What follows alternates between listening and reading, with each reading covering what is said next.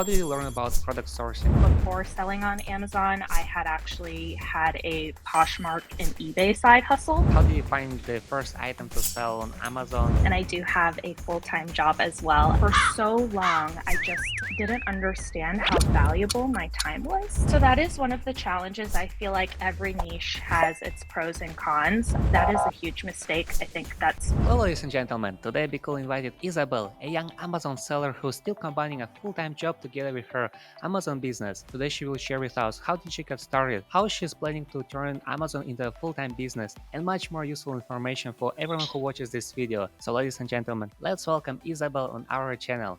Hello Isabelle, how are you? hey, doing well. I'm very excited to be here. Yeah, we are happy that you joined our channel. And first, can you introduce yourself? Yeah, of course. So for anyone who doesn't know me, my name is Isabelle. I am a part-time currently arbitrage seller on Amazon, and I do have a full-time job as well as a process and technology consultant. I've been selling on Amazon for about 2 years now. And shameless plug, I run the Instagram page called arb.house on Instagram. That's arb.house, where I post all about tips and tricks for starting and growing your Amazon business and all of the lessons that I've learned in building a six-figure arbitrage business while balancing a full-time job. Yeah, we will make sure to put your links in description. So guys, go and follow Isabelle on Instagram. And can you tell us how did it get started? How did you decide to sell on Amazon? Yeah, so I think a lot of Amazon sellers have a similar story. Before selling on Amazon, I had actually had a Poshmark and eBay side hustle. So to give you a little context, I'd started selling on Poshmark and eBay probably right after college. And for anyone out there who sells on Poshmark and eBay, you know that this is like a really space intensive side hustle because you have to store all of your inventory in your own home. And at the time out of college, I was living in New York City. So I had a tiny little apartment. I could literally fit a bed, a desk in my room, and any other space I had, I would stack boxes of inventory up to the ceiling. It was a really terrible way to live. Um, and I was getting so frustrated because here I was living like this and I felt really capped in my side hustle. So that's around the time when I found Amazon FBA, which is way easier to scale than Poshmark and eBay. You don't have to store any of your own inventory. And I pretty much fell in love with it since then. And how did you learn about Amazon business? Was there any of your friends who's been selling on Amazon, or you just saw it on the internet? Yeah, I just saw it on the internet. I fell into one of those like rabbit holes of watching YouTube videos, and that's how I learned about it. And then do you just move your business from other websites to Amazon, or you start to sell some other items as well? So, starting off, because I had that Poshmark and eBay inventory, what I did was just started scanning those items to see if I could sell them on Amazon. And then since then, obviously, I've bought items specifically for Amazon, but that's how it all started. Okay, and then can you tell us a story, or maybe how did you find the first item to sell on Amazon or on other websites? Yeah, the first item, like I said, was just from going through my own inventory. I think for Mhm. anyone who's watching, if you're currently doing Poshmark, eBay, I recommend doing the same thing. But if you don't do that and you want to get started, I think, and what I hear a lot of other people say is check your own items. So if you want to sell clothing, check your own closet for new with tag items, see if you can sell them, or books as well is another really great way to get started. Yeah, I totally agree with you. How did you learn about product sourcing? Yeah, that's a great question. And product sourcing can be so challenging, especially as a beginner. I remember when I first started, I felt completely overwhelmed with like information and what I can sell, etc.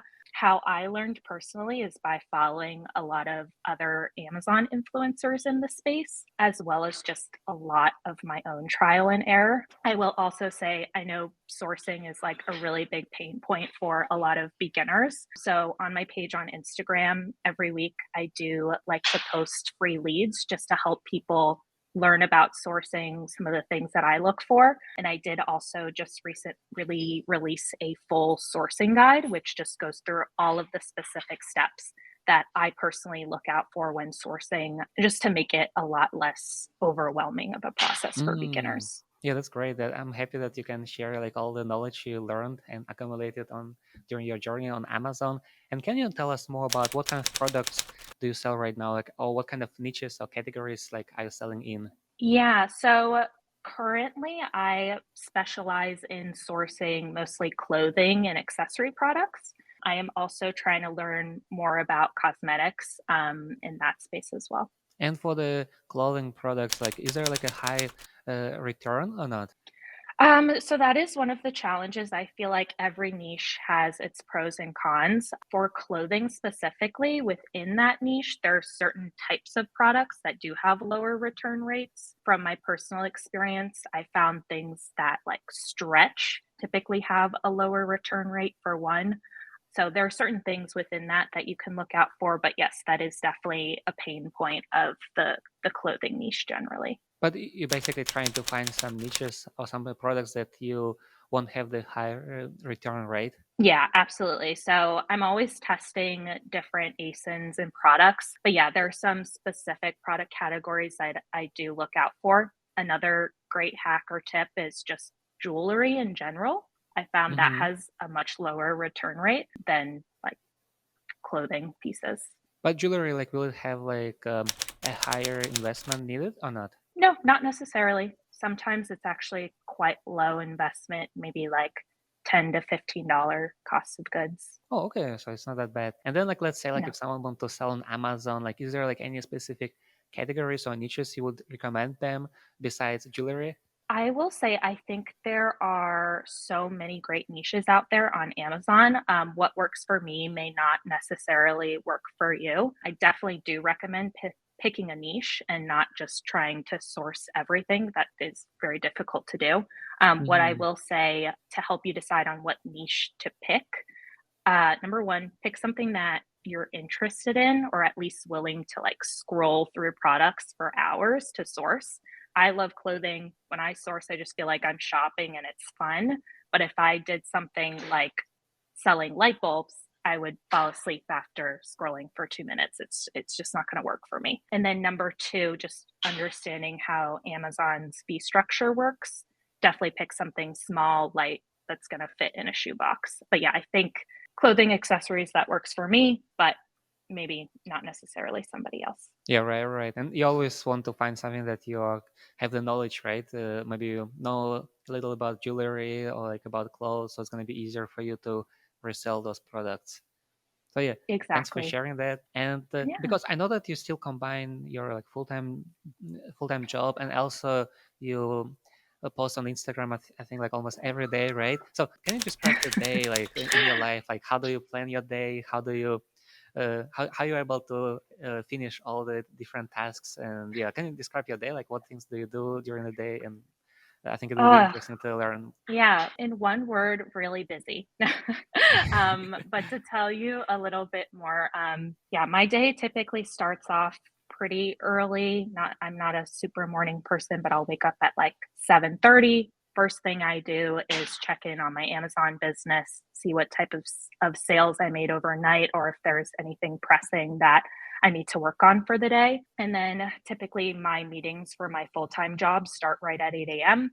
And I am working until about 5:30 to 6 p.m. with my full-time job. After that, I and this is super important if you're trying to balance a side hustle with a full-time job, I take some time for myself. That's super important to schedule into your day. I'll make dinner with like my boyfriend, I'll go out for a walk, go to the gym, etc. And then after that, that's when I go back into some of my Amazon and Instagram work. So, pretty much for the rest of the night, I'll be doing that while watching some TV. So, for anyone, like I said, out there who's trying to do it all, it's super easy to burn out. Like, I have Mhm. definitely experienced that. I think what really helps is making sure that I prioritize that relaxing time first before I do anything else.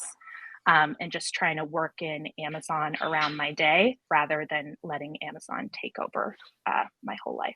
And is there like anything you need to sacrifice if you want to do a side hustle like an Amazon business? I definitely sacrifice a few hours of relaxing time, that's for sure, but I think it's worth it in the long run.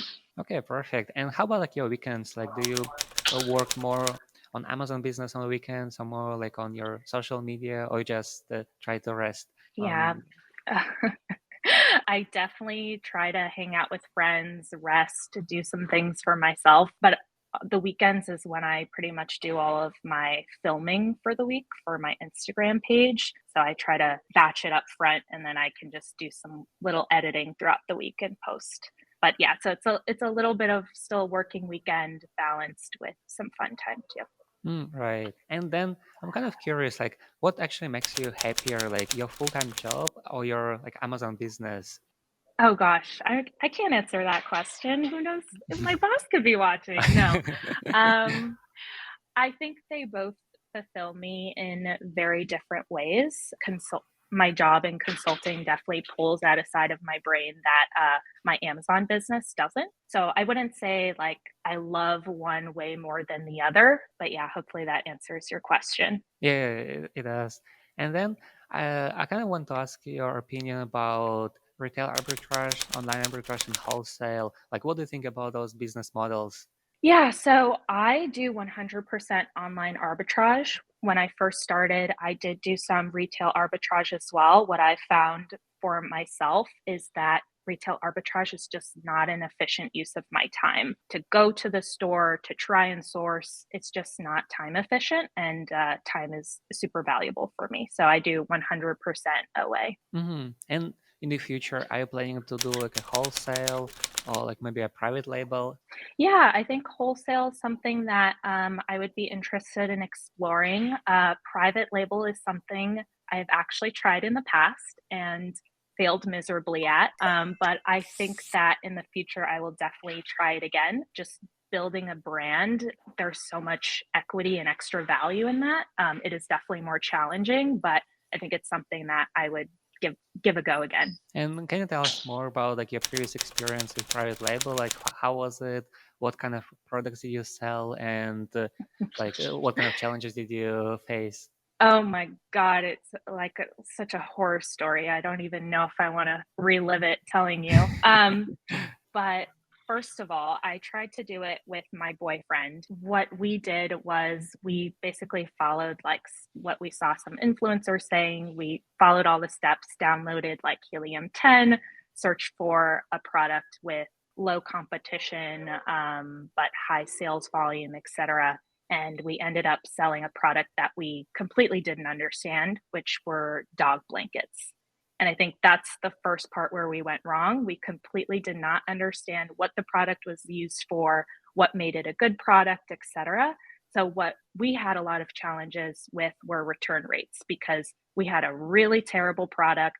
Nobody liked it. Um, and we couldn't sell them all. So if I tried it again, I would definitely try selling a product that I really understood and I would probably do it by myself, rather than with my boyfriend. Do you also sell it on Amazon or on other platforms? Yes, on Mm, Amazon, and then when I we couldn't sell them all, I tried to liquidate through, like, eBay and stuff. We ended up just putting it on the street in New York for free. It disappeared in 2 minutes once we did that, but okay, perfect. Yes. And now, like, I want to yeah. ask you about about your full-time job and Amazon business. And at the moment, like, like, which one is more profitable for you, like, to do your full-time job or doing your Amazon business? So I will just say that I am very lucky to have a full-time job where I am very comfortable.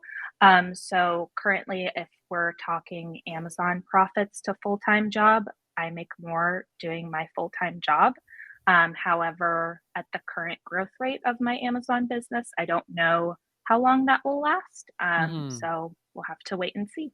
Okay, that's great. And Yeah. then I want to ask, what kind of mistakes do you have, or what kind of challenges did you face at the beginning of your online arbitrage journey? Yes. So I've made a lot of mistakes, but I would say the biggest mistake that I've made in my Amazon journey is trying to do everything myself and never being willing to pay for things that are really going to help me. So I'm talking software slash tools, I'm talking resources, I'm talking using a prep center, etc.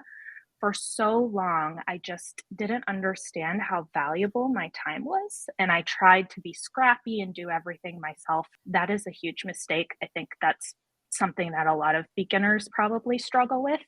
But I have realized that anywhere where I can use like a software tool like BQool, I should. And you see a huge return on your investment there. So for anyone watching who's feeling like they're on the edge, definitely just do it. It's worth it. Okay, that's great to hear. And then, can you tell us more about how did you learn about BQool repricer?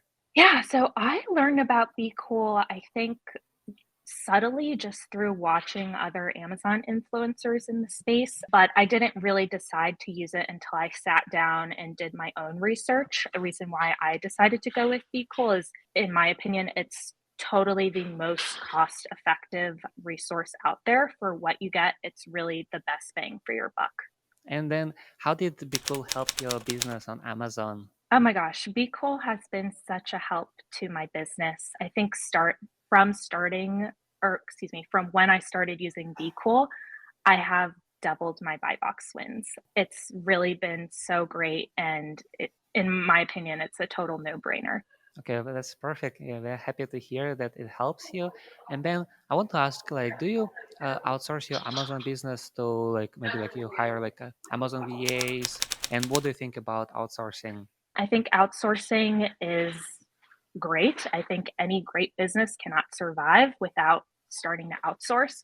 This is something that is actually like a current obsession of mine. I'm really starting to take a look at my business and seeing, okay, where am I really needed in this? So, to answer your question, prep centers, I've completely used softwares like BQual I'm using, and VAs I do use intermediately.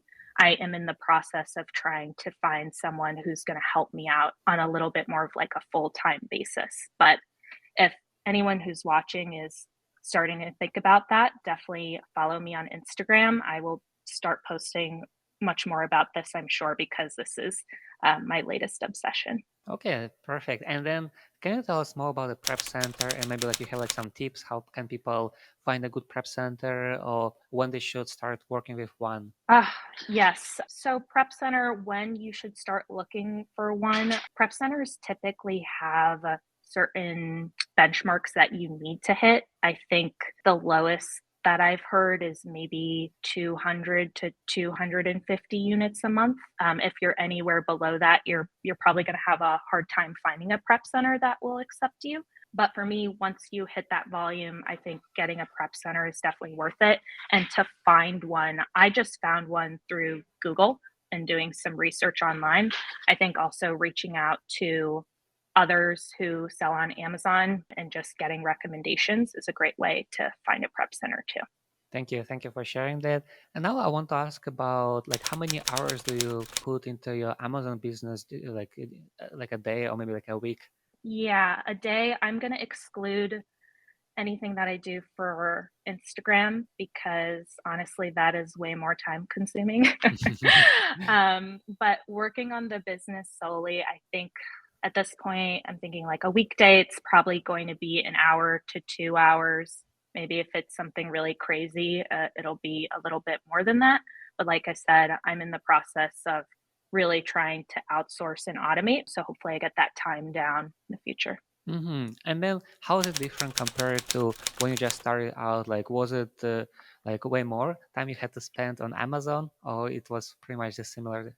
No, when I started out, it was definitely more. I mean, I just remember sitting in front of my TV for maybe like 3 or 4 hours at a time, just trying to pack and prep. Like that outsourcing pack and prep has just taken so much time off the table for me. Okay, yeah, I think like you definitely need to find a prep center or maybe like some other ways to outsource your business, like to save more time. And Yeah. for the product sourcing, like, do you usually try to find the items that you can like replenish them, right? Or you always try to find some other new listings as well? No, definitely try to find products that you can replenish. One thing that I'm starting to really look at is buying products that are on sale. Typically, that's how I used to always find leads is I would go straight to the sale section and look there. But those leads are typically not replenishable and Mm-hmm. they will disappear because they're on clearance. So definitely try to focus on things that are replenishable so that in the future, you basically have a book of leads that you're constantly replenishing and you don't have to spend all this time searching for new ones. Do you have like any suggestion or maybe like a tip how people can do the replenishment items that can resell on Amazon? I think that's a tough question. I think you're going to apply a lot of the same, like, great standard sourcing tactics that you have. I will say that my full sourcing guide does go over a lot of this information, but if you don't already do this, save your leads. Like that is the first step to getting replenishable leads is to save your sources. So that is one tidbit that I'll give away. Okay, awesome. And then can you tell us more about your free time? Like what kind of things do you like to do like when you have a free time and what kind of hobbies do you have? Yeah, sure. Free time. I love to just spend time whenever I can with my friends, of course, spend quality time with my boyfriend as well. My biggest hobby, I guess, is I really am obsessed with going to fun workout classes. So, like hot yoga, spin, hit, Pilates, you name it. On the weekend, I'm always trying something new. And then also just going for a walk. Sometimes I just put in a podcast and I'll just walk aimlessly for a few hours. That's something that I really enjoy doing. Oh, awesome. Yeah. Thank you for sharing that. And before we end our video, like, can you tell where people can find you? And also, I know like you have like some coaching services. Can you tell us more about it? Yeah, so definitely follow me on Instagram, arb.house. I have also actually recently started a TikTok. I'm like a grandma, so I'm still learning how to use it. If anyone has tips, you can DM me, but it's the same handle there as well, arb.house. And then, like I said, I do offer some free resources as well as paid ones.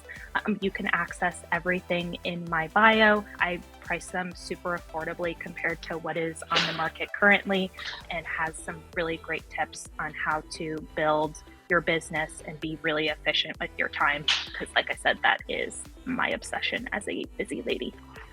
Yeah, fantastic. Yeah, thank you so much for sharing that. And thank you so much for your time today. I think it was great. You shared a lot of useful information for people who want to sell on Amazon. And yeah, thank you so much for today's video. Yeah, of course. Thanks so much for having me. This was fun. Bye bye.